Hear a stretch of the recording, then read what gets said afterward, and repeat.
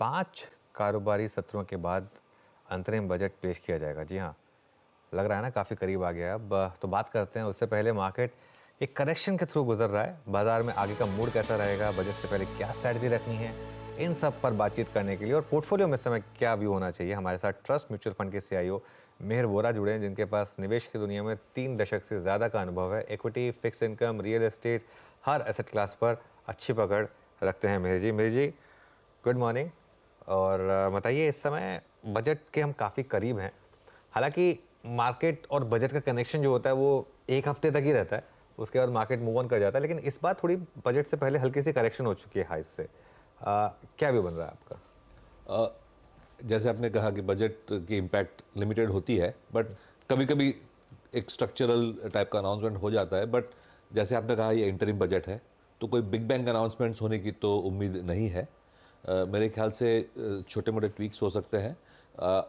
और जो reasonable priorities हैं गवर्नमेंट की, for example rural consumption, rural economy, उस तरह की जो प्रायोरिटीज़ हैं उसको शायद उसमें एम्फोसाइज किया जा सकता है।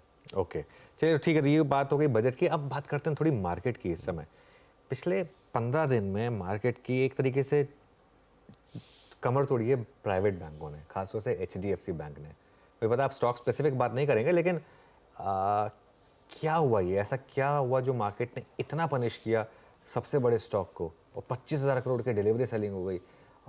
ऐसा क्या वाकई इतना खराब थे नंबर्स? और यहाँ पर अब व्यू क्या बन रहा है बैंकों में? बिल्कुल। देखिए, बैंक्स का जो लॉन्ग टर्म व्यू है वो पॉजिटिव ही रहेगा, खास करके प्राइवेट सेक्टर बैंक्स का, क्योंकि हमने देखा है स्ट्रक्चरली जो मार्केट शेयर गेंस की बात है वो तो चलती रहेगी। जी। और ये भी देखा है बैंक्स, चाहे वो पब्लिक सेक्टर बैंक हो या प्राइवेट सेक्टर बैंक हो, काफ़ी स्मार्ट होती है। वो अपने पैसे बना लेती है। नेट इंटरेस्ट मार्जिन आप लॉन्ग टर्म में देखें तो कभी कंप्रेस होते नहीं है। क्वार्टर ऑन क्वार्टर यहाँ वहाँ थोड़ा बहुत हो सकता है जब रीप्राइसिंग वगैरह का जो टाइमिंग मिसमैच होता है, तो लेकिन अगर लॉन्ग टर्म में हम देखें तो मार्जिन्स मेंटेन कर ही लेती हैं बैंक्स अपने। तो वैसे स्ट्रक्चरली कोई इशू है नहीं।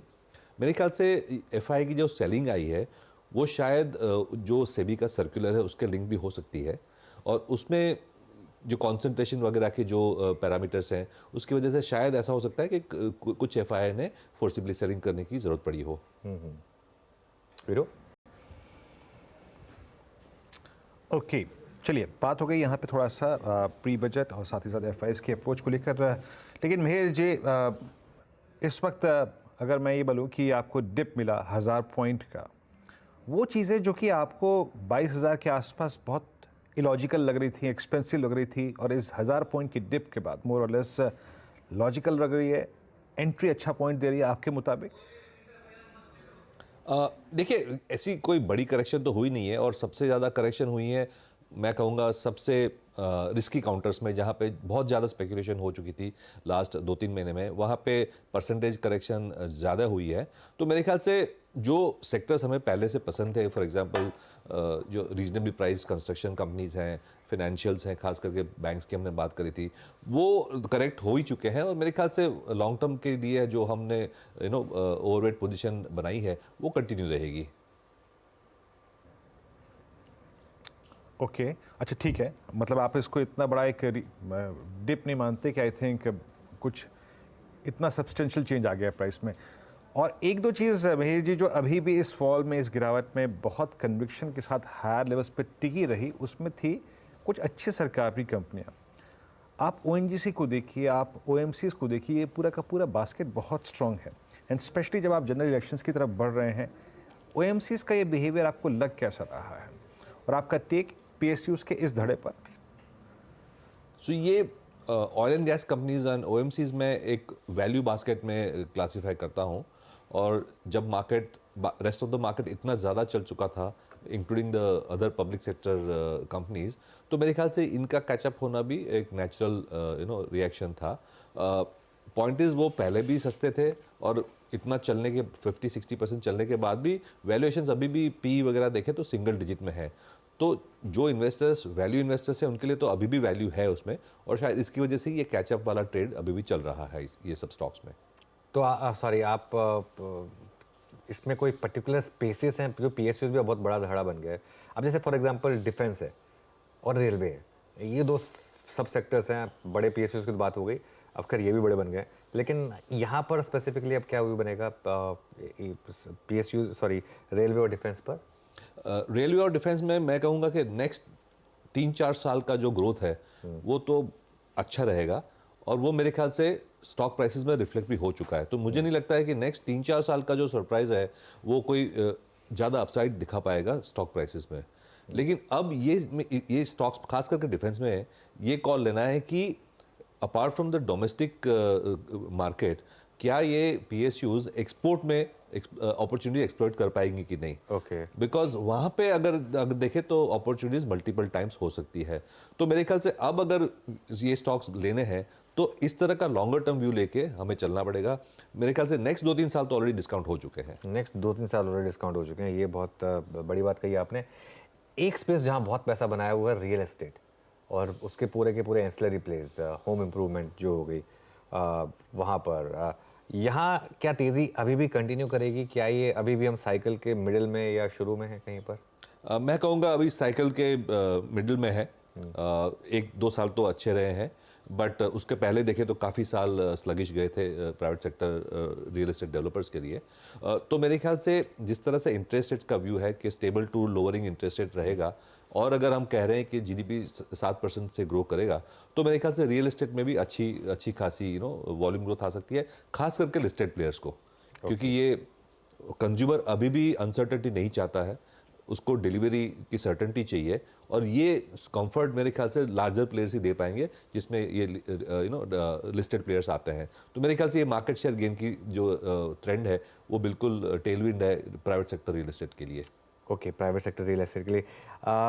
IT में आपने सारे नंबर्स देख लिए लार्ज कैप IT के, ऐसा मार्केट को क्या अच्छा लगा जो स्टॉक्स एक्चुअली इस साल पिछले मार्च के बाद से IT स्टॉक्स ने एक्चुअली आउट परफॉर्म किया है? करेक्ट। नंबर्स जो मर्जी रहे हो, ऐसा क्यों हो रहा है? मेरे ख्याल से एक तो पूरा मार्केट शॉर्ट या अंडरवेट था, तो लैक ऑफ नेगेटिव कभी कभी पॉजिटिव हो जाता है।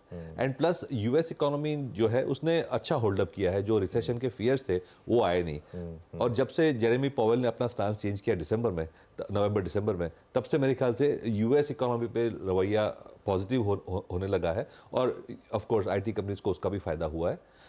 नंबर्स देखें तो ऐसी कोई पॉजिटिव सरप्राइज थी नहीं। मैं देख रहा हूँ बड़ी कंपनीज के जो अर्निंग्स एस्टिमेट्स हैं नेक्स्ट 1-2 साल के, उसमें ऐसे कोई अपग्रेड्स नहीं आए हैं। हेडकाउंट एडिशन अभी भी नेगेटिव है क्वार्टर बेसिस पे, बट मेरे ख्याल से प्रॉबेबली मार्केट कह रहा है कि the worst of the fears are over, and maybe जो बहुत ज़्यादा अंडरवेट थे उतना अंडरवेट नहीं रहना चाहिए। वीरो? ओके अच्छा मिहिर जी, एक धड़ा जो कि बीते 3 महीने 4 महीने में सबसे स्ट्रॉन्ग रहा था, I mean specially I think in second half of CY 23, वो थे टू व्हीलर कंपनियां। हालांकि मैं बात तो विचार विमर्श तो आपके साथ पूरे सेक्टर पर करना चाहता हूं, लेकिन specially Hero MotoCorp, TVS motors, Bajaj auto ने काफ़ी अच्छा लीड किया। आपका ज़्यादा कन्विक्शन इस वक्त ऑटो में ही किस चीज़ पर है? आई मीन वो कंपनियां जो कि EV पे कैपिटलाइज कर रही हैं। अभी आपके आने से पहले हम सोना BLW से बातचीत कर रहे थे इसी प्रोस्पेक्टिव से। आप टू व्हीलर कंपनियों पे फोकस कर रहे हैं, आप पैसेंजर व्हीकल पे, कमर्शियल व्हीकल पे, आप टायर्स या फिर बैटरीज, क्या अच्छा लग रहा है आपको इस वक्त? देखिए, ऑटो एंसिलरी इन जनरल तो मुझे पसंद है, क्योंकि इसमें न सिर्फ डोमेस्टिक मार्केट का पोटेंशियल है लेकिन एक्सपोर्ट्स का भी अच्छा पोटेंशियल है। तो एज अ पैक मेरे ख्याल से काफ़ी सारी ऑटो एंसिलरीज कंपनी अच्छा करनी चाहिए। और जब ये IC इंजन से EV का ट्रांजिशन हो रहा है तो उसमें भी काफ़ी सारे विनर्स और लूजर्स निकलेंगे। तो मेरे ख्याल से lot of scope for stock picking in the ancillary space. रही बात टू व्हीलर्स की, आई वुड स्ट्रक्चरली अगर मैं लॉन्ग टर्म का बेट करूं तो EV प्ले पे ही करना चाहिए, क्योंकि कार में शायद इतना EV पेनिट्रेशन ना हो जितना टू व्हीलर्स में होगा। टू व्हीलर्स में EV पेनिट्रेशन नेक्स्ट 5 से 10 साल में बहुत ज़्यादा होगा कंपेयर टू कार्स और ट्रक्स। और इसकी वजह से मुझे लग रहा है कि जो कंपनीज़ की ज़्यादा होल्डिंग है EV में, या तो ज़्यादा मार्केट शेयर है EV में, वो कंपनीज अच्छा करती रहेंगी मेरे ख्याल से, बिकॉज ये टू व्हीलर्स में खास करके स्ट्रक्चरल चेंज आने वाला है मार्केट शेयर में।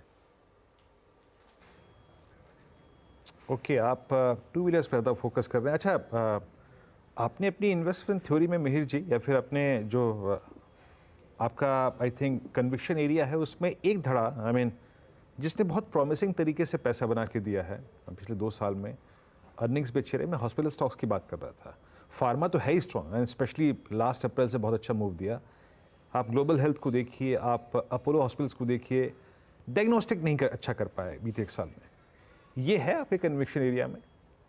सर्टनली, जैसे आपने कहा डायग्नोस्टिक्स में जो एंट्री बैरियर्स हैं वो कम है, इसकी वजह से प्राइसिंग पावर भी थोड़ी कम होती है।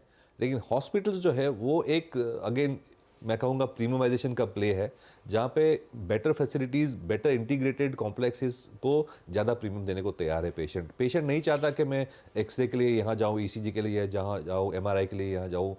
एक जो बड़ी हॉस्पिटल्स आजकल हैं वो ये सारी फैसिलिटीज़ एक जगह पे दे पा रही हैं और लेटेस्ट टेक्नोलॉजी भी ला पा रही हैं because of the economies of scale, और उसकी वजह से मुझे लगता है कि जो उनका प्राइसिंग पावर है बहुत ज़्यादा है।